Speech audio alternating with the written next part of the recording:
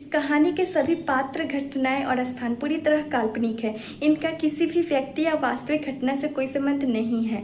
मैं सृष्टि यह पूरी कहानी अपनी आवाज़ में रिकॉर्ड करती हूँ ताकि आप तक एक बेहतरीन मनोरंजन पहुँचा सकूँ। अगर आपको मेरी आवाज़ और कहानियाँ पसंद आती है तो कृपया हमारे चैनल को सब्सक्राइब जरूर करें और वीडियो को लाइक व शेयर करना ना भूलें।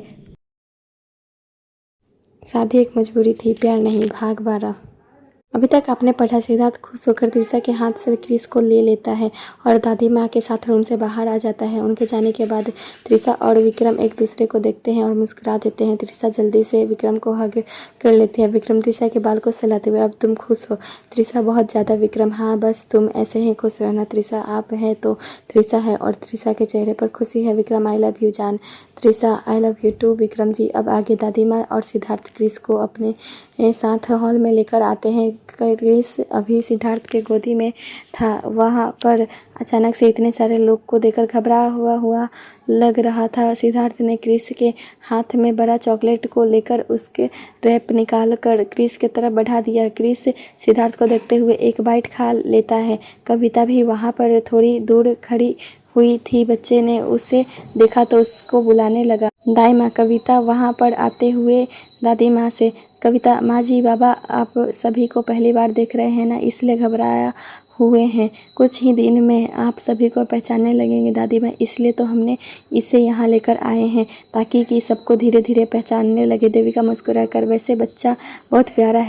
किस पर गया है, माँ पर या पापा पर? कविता, वैसे तो बाबा अपने माँ बाबा दोनों पर गया है। चेहरा हमारे वरुण सर का है और स्वभाव विधि मैम का। विधि मैम बहुत ही अच्छी थी। विधि के तारीफ सुनकर दादी माँ को कुछ पुरानी बात याद आती है। फ्लैशबैक। कुछ साल पहले एक दिन दादी माँ के पास विक्रम का कॉल आता है। विक्रम बहुत खुश लग रहा था। हमेशा से दादी माँ और विक्रम के बीच दोस्ती जैसा रिश्ता था। विक्रम दादी माँ से अपने दिल की बातें शेयर करता था। दादी माँ कॉल उठाकर, हेलो। दूसरी तरफ से विक्रम खुश होकर, दादी माँ आपका आज बहुत खुश है, आपके विकी को प्यार हो गया है।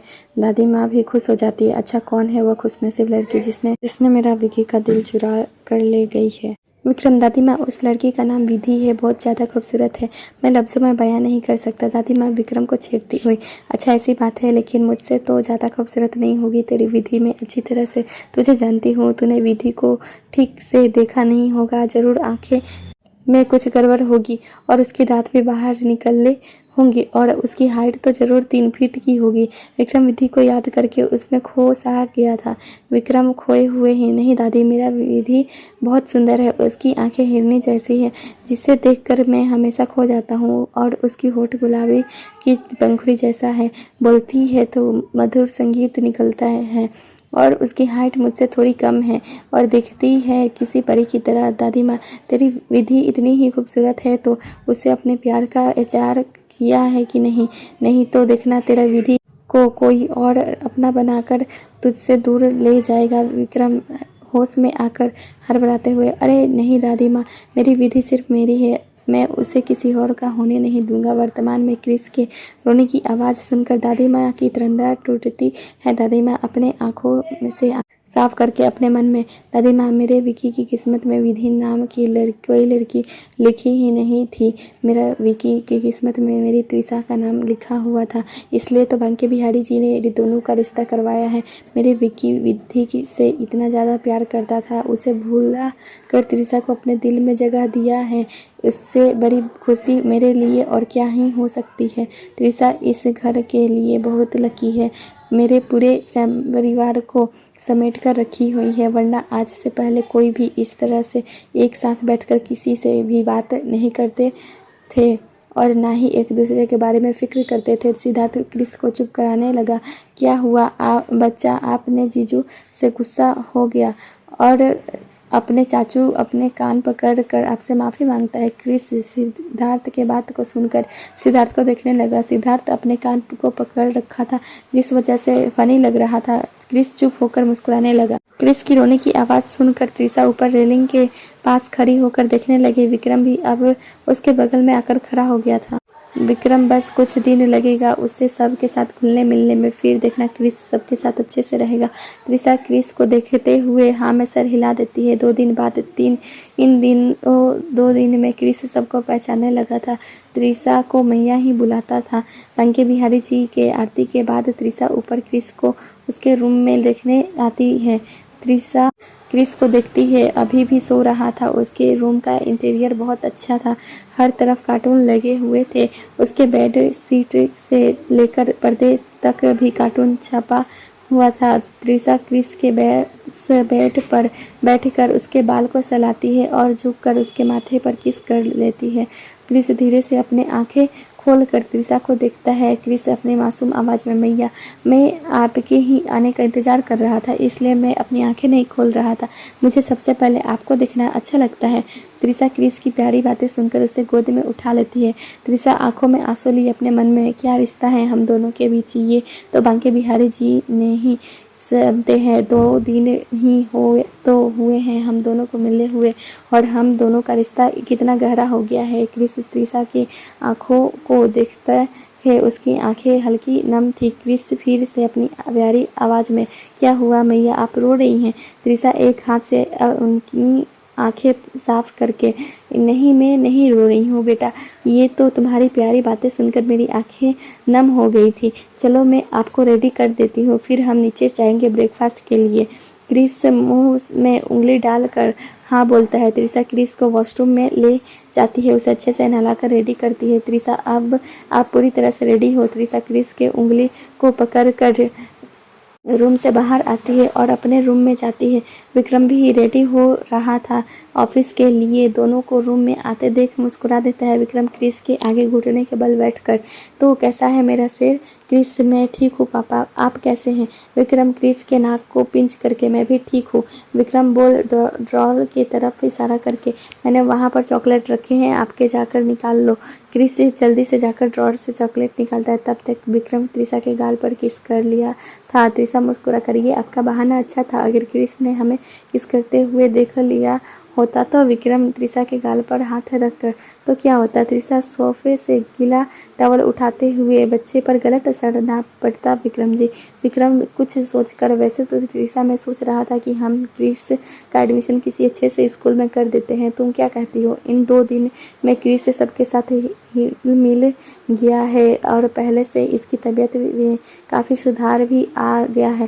त्रिशा क्रिस को देखते है जो चॉकलेट के रैपर को निकालने की कोशिश कर रहा था, लेकिन उससे नहीं निकल रहा था। त्रिशा उसके पास पहुंच कर चॉकलेट का रैपर को निकाल देती है। क्रिस एक बाइट खाकर मुस्कुरा देता है। त्रिशा विक्रम के पास आकर, हाँ आप तो ठीक ही कह रहे हैं, अब क्रिस का उम्र भी हो गया है स्कूल जाने का। विक्रम, मैं नेट पर अच्छे स्कूल के लिए सर्च करके तुम्हें शाम को बताऊंगा। त्रिशा हाँ में सर हिला देती है। विक्रम क्रिस को गोद में उठाकर तीनों सीढ़ियों से नीचे आते हैं। सभी आप नाश्ता करने के लिए डाइनिंग टेबल पर आकर बैठ रहे थे। सिद्धार्थ वहीं बैठकर क्रिस के साथ खेल रहा था। सिद्धि भी वहीं बैठी हुई थी। विक्रम ने सिद्धि को देखा तो उसे पूरब का ख्याल आया। कुछ मिनट बाद सभी नाश्ता कर रहे थे। बीच में विक्रम सभी को तरफ देखकर, विक्रम, मुझे आप सभी को कुछ बताना है। दादी माँ हाँ बोलो। विक्रम सख्त होकर, मैंने सिद्धि का रिश्ता फिक्स कर दिया है पूरब के साथ। इस बारे में किसी को कुछ भी पूछना यह है तो डायरेक्ट मुझसे पूछ सकता है। सिद्धि से कोई कुछ नहीं पूछेगा, क्योंकि सिद्धि अभी बच्ची है, सही गलत का उससे अनुमान नहीं है। त्रिशा विक्रम को घूरते हुए, ये अचानक विक्रम जी को क्या हो गया है? कुछ देर पहले तो नॉर्मल होकर मुझसे बात कर रहे थे और अब ऐसे रूड होकर क्यों बोल रहे हैं? विक्रम त्रिशा को ऐसे घूरते हुए देखकर समझ जाता है और उसे देखकर शरारत से अपनी आंखें विंक कर देता है। त्रिशा विक्रम के इस हरकत पर झेप जाती है और जोर जोर से खांसने लगती है। दादी माँ त्रिशा के बगल में बैठी हुई थी, उन्होंने उसका पीठ चलाने लगी। दादी माँ, त्रिशा बेटा अपने पानी पियो, थोड़ा आराम मिलेगा। विक्रम पानी का गिलास को लेकर त्रिशा को पानी पिलाता है। सिद्धार्थ, क्या हुआ भाभी, आप ठीक हो? लगता है आपको कोई दिल से याद कर रहा है, इसलिए आप खाते हुए अचानक से खांसने लगी हो। त्रिशा नॉर्मल होकर, अब मैं ठीक हूँ। अब सभी आराम से नाश्ते कर रहे थे। गुलाबो क्रिस को अपने हाथ से खिला रही थी। विक्रम एक भी फिर सख्त आवाज़ में, मैंने अभी थोड़ी देर पहले सिद्धि और पूरब के बारे में कहा है, किसी को कुछ भी पूछना हो अभी पूछ सकता है। सभी विक्रम से डरते थे, इसलिए किसी ने भी हिम्मत नहीं हुई। विक्रम से कुछ भी पूछने के एक दादी माँ ही थी जो विक्रम से कुछ भी पूछ सकती थी। दादी माँ, विकी, ज़रूर तुमने कुछ सोच कर ही सिद्धि का रिश्ता पूरब से किया होगा। पूरब एक बहुत अच्छा लड़का है। फिर भी विकी, एक बार तुम सिद्धि और पूरब दोनों से पूछ लेता तो अच्छा होता। विकी, दादी माँ, मैंने पूरब से पूछा है, उसको कोई प्रॉब्लम नहीं है सिद्धि से शादी करने में। दादी माँ, तुमने पूरब से पूछ लिया है, लेकिन सिद्धि का उसका भी हाँ होना सही रहेगा ना। विक्रम सिद्धि को देखता है और उसे सबके सामने पूछता है, सिद्धि, क्या तुम भी पूरब से शादी करने के लिए रेडी हो? सिद्धि अपनी माँ को देखती है, फिर अपने पापा को। सिद्धि, यथार्थ सिद्धि, विक्रम भाई ने तुझसे कुछ पूछा है, उनको जवाब देना। क्या तू पूरब से शादी करने के लिए रेडी है? सिद्धि सिद्धार्थ से, सिद्धार्थ, तुझे क्या लगता है पूरब एक अच्छा लड़का इंसान है? सिद्धार्थ, हाँ, मैं पिछले कई दिनों से उनके साथ ऑफिस में काम किया है। मुझे तो पूरब अच्छा इंसान लगा। उसे हमारे बिजनेस के बारे में सब नॉलेज है। उसकी वजह से मैं अच्छे से काम कर पा रहा हूँ। मुझे सिखाता है कि किस तरह से मुझे काम करना है। सिद्धि, तो फिर ठीक है, मैं भी पूरब से शादी करने के लिए रेडी हूँ।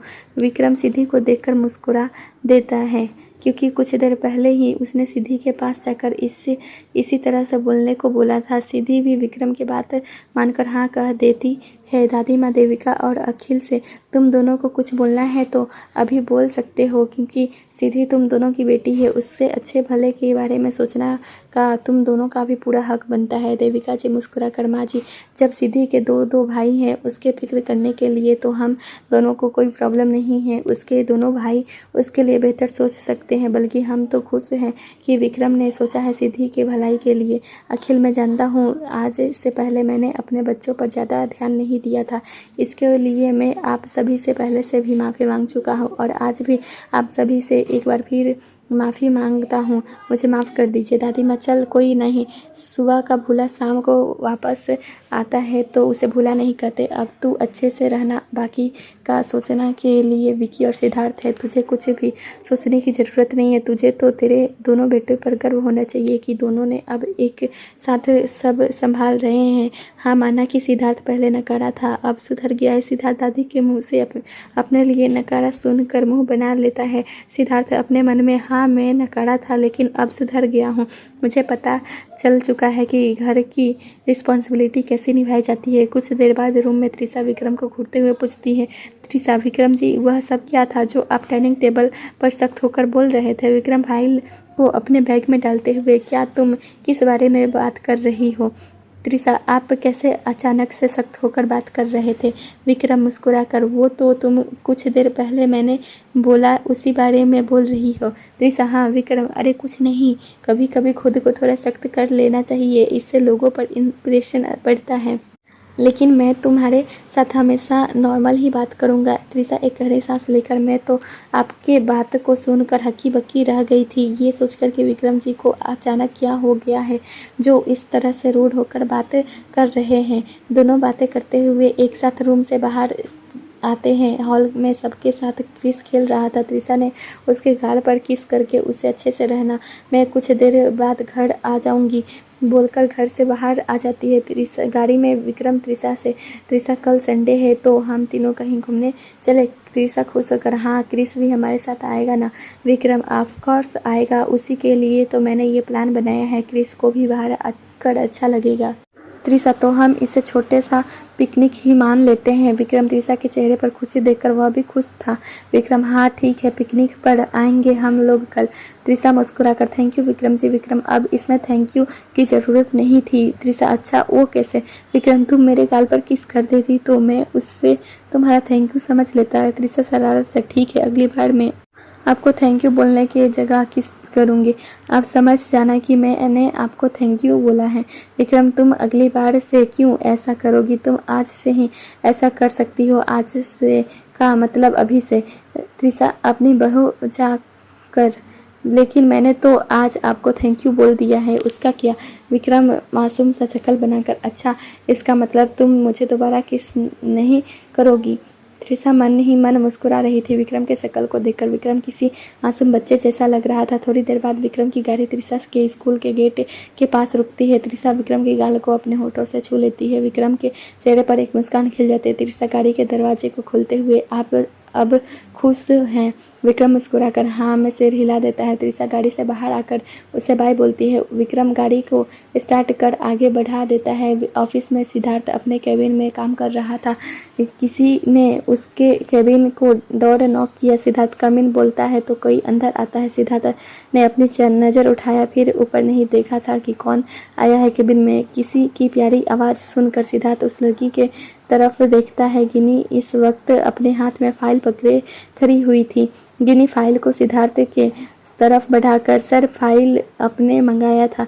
गिनी की आंखें हैरानी से फैल गई थी। सिद्धार्थ को कैबिन में बैठे देखकर सिद्धार्थ मुस्कुराकर गिनी के हाथ से फाइल ले लेता है और उससे थैंक यू बोलता है। गिनी जाते हुए रुककर, सॉरी सर, उस दिन के लिए मैंने आपको कुछ बोले चली गई थी और मुझे पता नहीं था कि आप इस ऑफिस में काम करते हैं। सिद्धार्थ गिन्नी में ही खोया हुआ था। उसकी बात सुनकर होश में आता है। सिद्धार्थ, इट्स ओके, होता है ऐसा।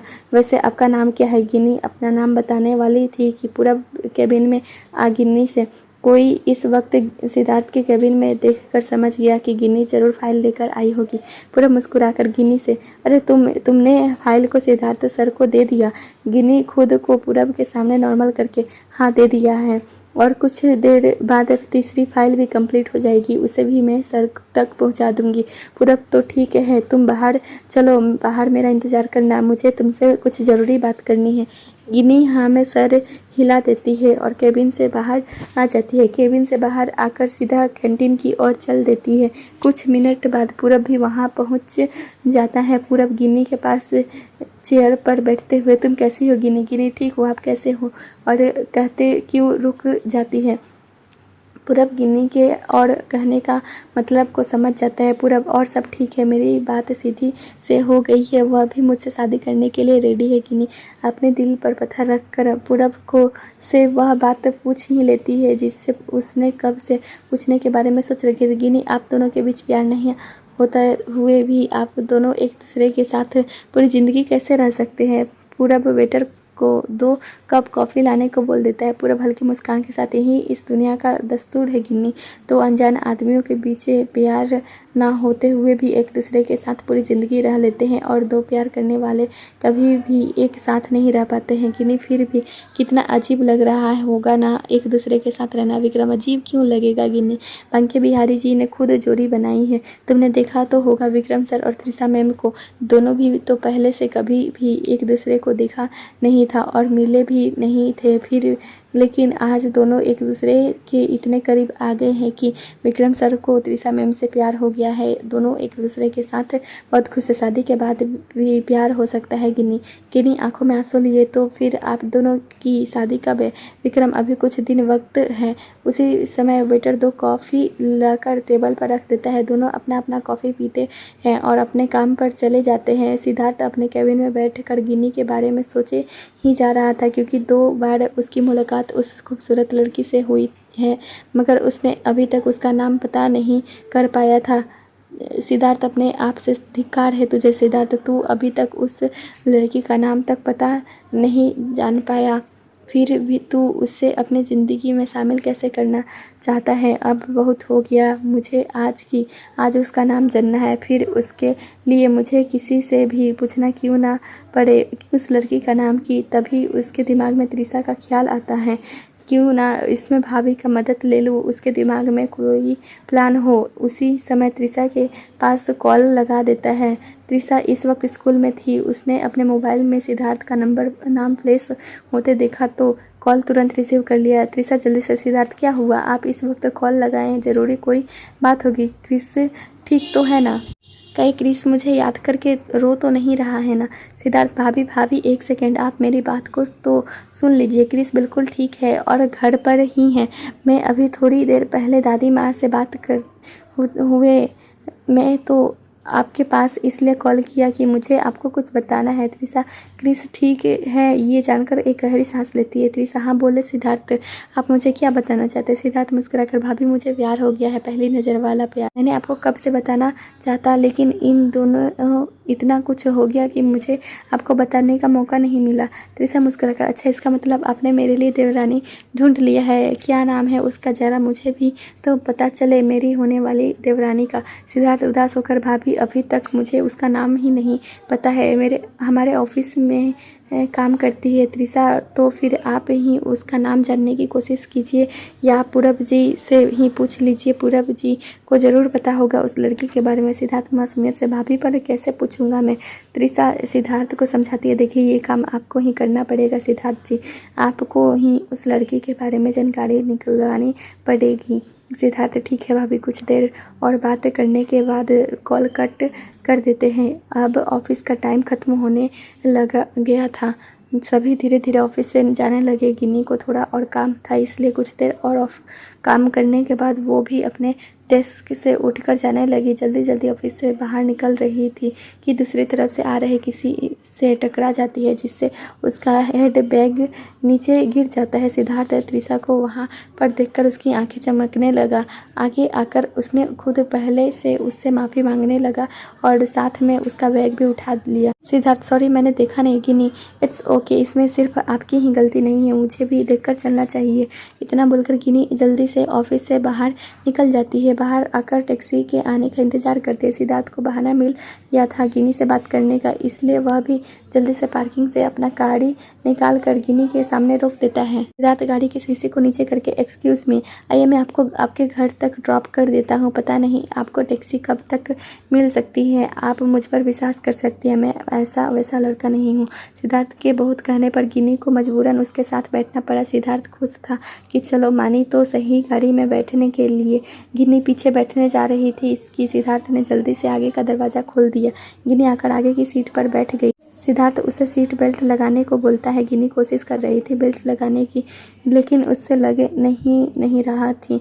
सिद्धार्थ अपने हाथ आगे करके, मैं लगा दूँ, गिनी चुपचाप बेल्ट को छोड़ देती है। गिनी धीरे से गिनी के तरफ झुकता है। गिनी सिद्धार्थ को अपने तरफ झुकता देखकर उसे घूरने लगी, जिस वजह से दोनों में आई कांटेक्ट हो गई। कुछ सेकंड के लिए दोनों एक दूसरे की आंखों में से खो ही सी गए थे। फिर सिद्धार्थ होश में आकर जल्दी से सीट बेल्ट को लगाकर दूर हो जाता है। गाड़ी स्टार्ट कर आगे बढ़ा देता है। दोनों के बीच खामोशी थी, दोनों की बहुत अजीब लग रहा था, जिस वजह से सिद्धार्थ ने पहले बोलना स्टार्ट किया। सिद्धार्थ गाड़ी ड्राइव करते हुए, वैसे कब से आप ऑफिस में काम कर रही हैं, कितने महीने हो गए हैं आपको काम करते हुए? गिनी सोचकर, यही करीब 8 से 9 महीने।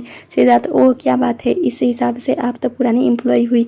गिनी कुछ नहीं करती, चुपचाप खिड़की से बाहर देख रही थी। सिद्धार्थ, तुम भी मुझसे कुछ पूछना चाहती हो तो पूछ सकती हो, मैं आपको सारे सवाल का जवाब दूंगा। गिनी जी, मुझे कुछ नहीं पूछना है। फिर गिनी को याद आता है कि विक्रम सर के बाद ये आदमी कौन है जो पूरे हक से ऑफिस में आता है जाता है और मालिक की तरह इस ही इनका बर्ताव है। जहाँ तक मुझे पता है त्रिशा के तो कोई देवर नहीं है, फिर ये लड़का कौन है? मुझे आज ही त्रिशा से इस बारे में बात करनी पड़ेगी। विक्रम सर भी इस आदमी पर हर काम छोड़ देते हैं, कौन है मुझे पता लगाना ही होगा। गिन्नी यही सब सोच रही थी कि उसे सिद्धार्थ की आवाज़ सुनाई देती है। सिद्धार्थ, यही एड्रेस बताया था ना तुमने?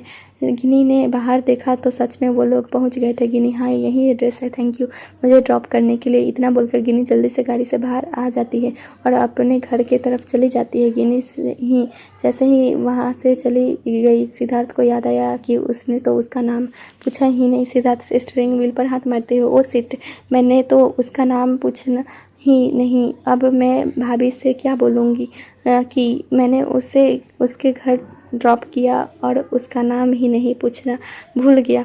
और वो सिद्धार्थ, तू ना सच में एक नंबर का भुलक्कड़ है, इतना अच्छा मौका था उसका नाम पूछने का, लेकिन मैंने कुछ देर बाद त्रिशा वॉशरूम से फ्रेश होकर रूम में आती है। जैसे ही रूम में आती है उसका मोबाइल रिंग होने लगा। त्रिशा ने इतने दिनों बाद गिनी का कॉल आता देखा तो उसके चेहरे पर हल्की मुस्कान बिखर गई। त्रिशा कॉल रिसीव कर, हाँ बोल, अब इतने दिनों बाद तुझे मेरी याद आई है? गिनी मुँह बनाते हुए, ओह हो सिंघानिया, यही सवाल तो मैं भी तुझसे पूछ सकती हूँ, लेकिन मेरी इतनी हिम्मत कहाँ है तुमसे पूछने की। चल बता, कैसी है तू और विक्रम सर के साथ बाकी घर कैसे हैं? विक्रम सर आज कल ऑफिस कम ही आते हैं, ऐसा लगता है, उनकी तबीयत तो ठीक है ना? गिनी सब ठीक है, मैं भी ठीक हूँ, तेरे विक्रम सर भी ठीक है। गिनी त्रिशा यार मुझे तेरी बहुत याद आ रही है, तुझे देखने का मन कर रहा है, तू आना कभी मिलने, मम्मा भी तुझे बहुत याद करती हैं। मैं तो कहती हूँ कल ही आजा, कल संडे है और हम दोनों पहले की तरह एक साथ मस्ती करेंगे और फिल्म भी देखने चलेंगे। कितना मज़ा आएगा ना, जैसे पहले आता था ठीक वैसे ही। त्रिशा उदास होकर गिनी गिनी हाँ बोल ना, ये तेरी आवाज़ इतने स्लो कैसे हो गया है। त्रिशा गिनी शादी के बाद किसी भी लड़की की ज़िंदगी पहले की तरह नहीं होती है, उसे अपने ससुराल का और अपने पति का पूरा ख्याल रखना पड़ता है, उसके मुताबिक ही हमें चलना पड़ता है। इसलिए यार मुझे इस बार माफ़ कर दे, मैं नहीं आ पाऊँगी, लेकिन नेक्स्ट संडे में आने की पूरी कोशिश करूँगी। गिनी का चेहरा मुरझा गया था त्रिशा ने के ना आने की बात सुनकर। त्रिशा गिनी तू मुझे समझ सकती है ना, प्लीज़ यार मेरी बात को समझ।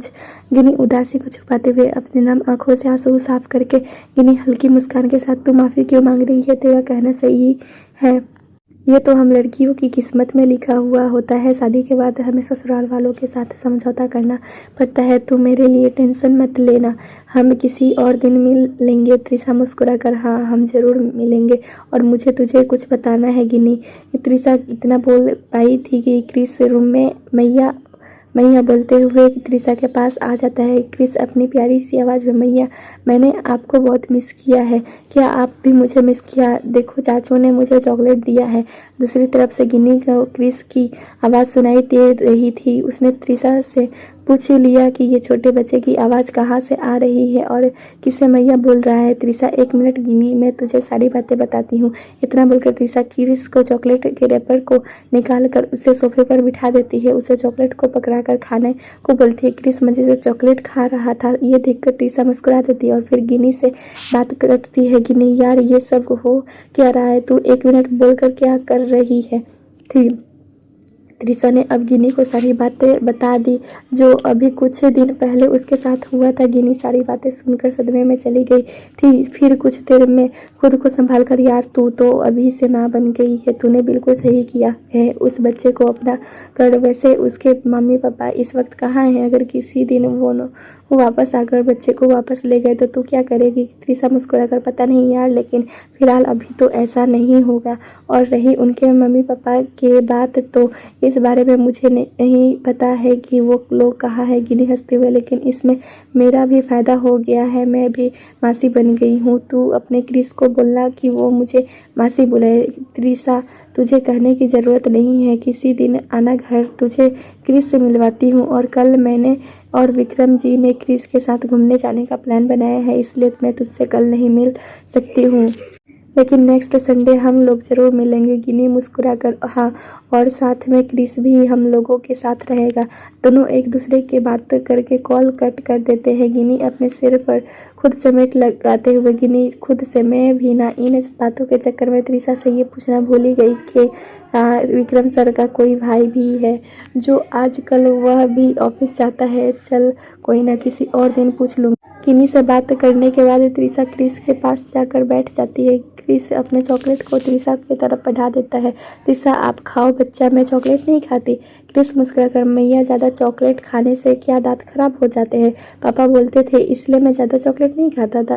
त्रिशा क्रिस के गाल को खींचकर अरे मेरा क्रिस तो समझदार हो गया है। सिद्धार्थ दरवाजे के पास खड़ा होकर जिसके पास आपके जैसा मैया हो उसका बच्चा तो समझदार होगा ना। सिद्धार्थ को देखकर चाचू सिद्धार्थ रूम में के अंदर आते हुए हाँ मैं ठीक कह रहा हूँ। त्रिशा हंसते हुए सिद्धार्थ आप भी ना क्या बोले जा रहे हैं, ऐसा कुछ भी नहीं है। और फिर अचानक से वैसे आपने हमारी देवरानी का नाम पता लगाया कि नहीं। सिद्धार्थ बूढ़ी शक्ल बनाकर अरे भाभी सच में आज मेरा दिमाग ही खराब था, मैंने उसे उसके घर ड्रॉप किया लेकिन उसका नाम भी नहीं पूछ पाया। त्रिशा तो क्या हुआ, अभी तो और बहुत मौके आएंगे, फिर कभी पूछ लेना। सिद्धार्थ कुछ देर और त्रिशा से बात करता है और क्रिस को अपने साथ लेकर वहाँ से चला जाता है। विक्रम सिद्धार्थ को रूम में बाहर जाते हुए देख लेता है। विक्रम रूम से त्रिशा को पूछता है कि क्या बात है, आजकल सिद्धार्थ तुम्हारे आसपास ज़्यादा घूमने लगा है।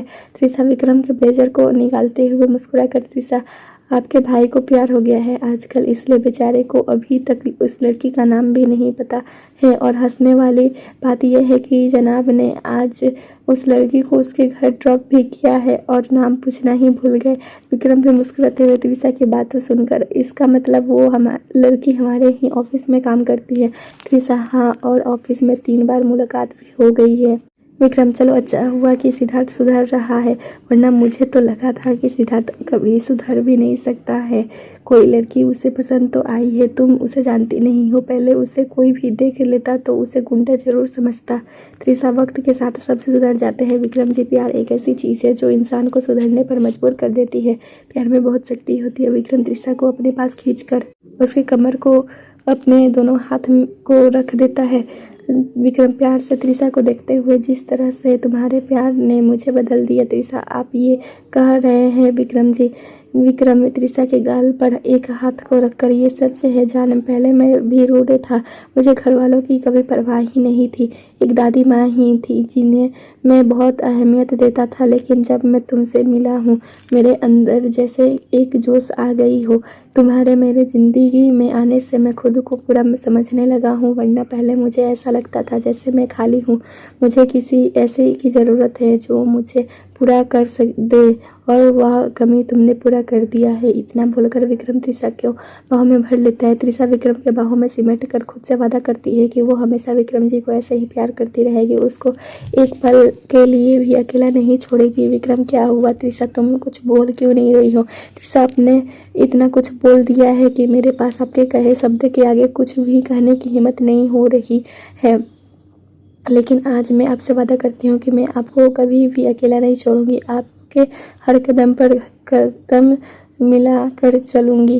विक्रम त्रिशा से दूर होकर: मुझे तुम पर पूरा यकीन है कि तुम मेरा साथ हर कदम पर जरूर दोगी। त्रिशा: दादी माँ ने हमारे शादी के बाद हम दोनों को कहीं घूमने जाने के लिए बोला रही थी ना, लेकिन उस वक्त हम लोगों ने बाद में जाएंगे बोलकर बात टाल दिए थे। मैं सोच रहा हूँ कि हम दोनों अकेले कहीं घूमने आते हैं, दादी माँ को भी अच्छा लगेगा कि हमने उनके कहने का मान रखा है। तुम बताओ, तुम क्या कहती हो इस बारे में? त्रिशा मुस्कुराकर: आपने बिल्कुल सही सोचा है, लेकिन क्रिस को हम अपने साथ। बीच में विक्रम बोलता है: क्रिस का ख्याल घर वाले रख लेंगे, सभी से घुल मिल तो गया है क्रिस, और हम लोग कुछ दिन बाद घर भी लौट आएंगे। त्रिशा: तो कब का प्लान बनाया है आपने? विक्रम: कृष्ण जन्माष्टमी के बाद सिद्धि और पूरब का शादी कर देंगे, उसके बाद हम दोनों जाएंगे। कैसा रहे मेरा प्लान? त्रिशा: प्लान तो आपका अच्छा है विक्रम जी, फिर मैं भी स्कूल में लीव के लिए एप्लीकेशन सबमिट कर दूंगी। सुबह का वक्त सभी डाइनिंग टेबल पर नाश्ता कर रहे थे। विक्रम दादी को बताता है कि मैं त्रिशा और क्रिस को लेकर घूमने जा रहा हूँ, क्रिस को भी अच्छा लगेगा। दादी माँ: हाँ ठीक है, लेकिन तुम्हें दोनों का ख्याल रखना होगा। विक्रम: डोंट वरी दादी माँ, आप फिक्र मत कीजिए, त्रिशा और क्रिस का ख्याल मैं रख लूँगा। ब्रेकफास्ट करने के बाद विक्रम त्रिशा और क्रिस को लेकर निकल जाता है। क्रिस बहुत खुश नजर आ रहा था ये जानकर कि वह घूमने जा रहा है। त्रिशा क्रिस को इतना खुश देखकर वो भी बहुत खुश थी। त्रिशा को खुश देखकर विक्रम भी बहुत खुश था। विक्रम दोनों को लेकर पार्क आता है, जहाँ पर उन तीनों ने खूब मस्ती की और बहुत सारे जगह घूमे भी। क्रिस ने के लिए बहुत सारे खिलौने भी खरीद लिए। त्रिशा ने घर से बहुत सारे खाने का सामान लेकर आई थी। एक जगह चादर बिछाकर तीनों बैठ गए और खाने खाने लगे, एक दूसरे को अपने हाथ से खिला रहे थे। विक्रम पहले क्रिस को इतना खुश कभी नहीं देखा था, लेकिन जब से क्रिस सबके साथ घर पर रहने लगा था उसकी तबीयत में भी सुधार हो गई थी। नहीं तो पहले उसकी तबीयत हमेशा खराब ही रहती था। खाना खाने के बाद थोड़ी देर आराम करने लगे, फिर वहाँ से छोटे बच्चों के लिए बोर्ड भी वहाँ चले गए। विक्रम ने क्रिस को बोर्ड में बिठा दिया। क्रिस को बहुत अच्छा लग रहा था बोटिंग करना। अब शाम होने लगी थी। विक्रम और त्रिशा क्रिस को लेकर घर जाने लगे। गाड़ी में त्रिशा क्रिस को देखती है जो उसके गोदी में सो रहा था। पूरा दिन मस्ती करने के बाद थक जो गया था, उसके चेहरे की खुशी अभी भी साफ दिख रही थी। त्रिशा मुस्कुराकर: क्रिस काफी खुश नजर आ रहा है ना विक्रम जी? विक्रम: हाँ देखो ना, उसके चेहरे की मुस्कान अभी तक बरकरार है। कुछ देर बाद वह लोग घर पहुंच जाते हैं। इस वक्त रात के 8 बज रहे थे। दादी माँ ने उन लोगों को देखा तो उनके चेहरे पर भी मुस्कान आ गई। त्रिशा क्रिस को लेकर उसके रूम में बेड पर लिटा देती है, ब्लैंकेट को अच्छे से उठाकर उसके माथे पर किस कर लेती है। कुछ मिनट बाद त्रिशा रूम में आती है। विक्रम जस्ट ही वॉशरूम से सावन लेकर आया था, जिस वजह से उसके बॉडी में पानी की बूंदे मोती जैसा चमक रहे थे। विक्रम आईने से सामने खड़ा होकर अपने बाल को टॉवल से सुखा रहा था। त्रिशा विक्रम के कसे हुए बॉडी को देखकर उसमें ही कहीं खो सी गई थी। पेट पर सिक्स पैक ऊपर से विक्रम और भी हैंडसम लग रहा था। दरवाजे पर खड़ी त्रिशा धीरे धीरे रूम के अंदर आती है। विक्रम त्रिशा को देखता है और पूछता है कि क्रिस ठीक से सो गया ना, मगर त्रिशा को विक्रम की बातें सुनाई नहीं दिया। विक्रम त्रिशा को कुछ न जवाब देते देखता है तो उसके तरफ सिर घुमा लेता है। त्रिशा को इस तरह खुद को घूरते देखकर मुस्कुरा देता है। विक्रम त्रिशा के पास आकर धीरे से उसके कान में लग रहा हूँ ना मैं हैंडसम। त्रिशा खोए हुए ही हाँ कहती है। विक्रम तुम्हें मुझे खाने का मन कर रहा है ना। त्रिशा खोए हुए हाँ कहती है। विक्रम के जोर जोर से हंसने पर त्रिशा अपने सेंस में वापस आती है।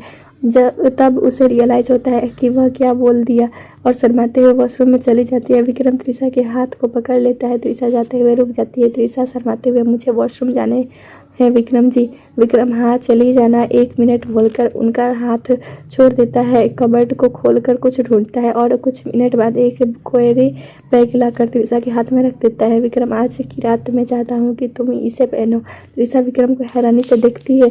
विक्रम डरो मत, इसमें ऐसी वैसे कपड़े नहीं है, तुम्हारे लिए कंफर्टेबल होगा।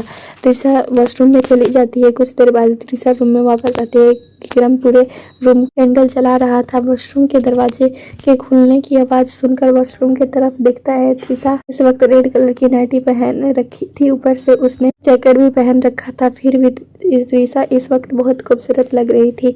विक्रम की कैंडल जलाते हुए देखकर उसका दिल जोरों से धड़कने लगा। विक्रम धीरे से चलते हुए त्रिशा के पास आता है। अपने हाथ को आगे बढ़ा त्रिशा के हाथ को पकड़ लेता है। दोनों एक दूसरे को देखे जा रहे थे। कैंडल के माध्यम से रोशनी में दोनों का चेहरा गोल्डन कलर में चमक रहा था। विक्रम त्रिशा को पकड़ कर सोफे पर ले आता है और सोफे पर अच्छे से बिठा देता है। त्रिशा वहां रखे टेबल को देखती है। खाने की खुशबू कमरे को महक रही थी। दोनों एक दूसरे को खाना खिलाते हैं। खाना खिलाने के बाद विक्रम त्रिशा को बाहों में उठाकर बेड पर ले आता है। अपने एक हाथ उसके हाथ को जकड़ लेता है, दूसरे हाथ से त्रिशा के गाल को सहलाता है। त्रिशा की आंखें अपने आप बंद हो जाती है। विक्रम त्रिशा को धीरे धीरे अपने प्यार के एहसास कराता है। त्रिशा भी पिघल गई थी विक्रम के प्यार में। दूसरे दिन लिविंग हॉल में क्रिस सभी को बताता है कि कल वह लोग कितने मस्ती किए और कहाँ कहाँ घूमे, और अपने सारे खिलौने भी सभी को दिखाता है। क्रिस को इतना खुश देखकर सभी बहुत खुश थे। धीरे धीरे दिन बीतता चला कि सिद्धार्थ अभी तक गिनी का नाम नहीं जान पाया था। आज जन्माष्टमी है। घर पर बहुत चहल पहल हो रही थी। विक्रम और त्रिशा ने आज एक साथ बांके बिहारी जी के लिए उपवास रखे हुए थे। विक्रम खुद अपने हाथों से पूरे घर को डेकोरेशन कर रहा था।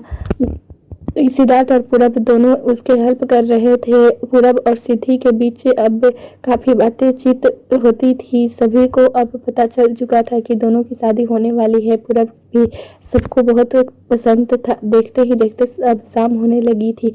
घर का डेकोरेशन खत्म हो गया था। दादी माँ विक्रम को भी जाकर रेडी होने के लिए बोल देती है। त्रिशा ने गिनी को पूरे परिवार के साथ जन्माष्टमी में बुलाए हुए थी। इधर सिद्धि ने क्रिस को पूरी तरह से रेडी कर दिया था। क्रिस इस वक्त सच में कान्हा लग रहा था। आगे की कहानी अगर भाग में पड़ी है तब तक के लिए धन्यवाद। मेरे साथ कहानी सुनिए दोपहर 12:30 बजे और 3 बजे, और अपनी समीक्षा देना ना भूलें। चैनल पर नए तो चैनल को सब्सक्राइब कर सुनिए रोज एक नई कहानी। तब तक के लिए आप हमारी पुरानी कहानी को भी सुन सकते हैं।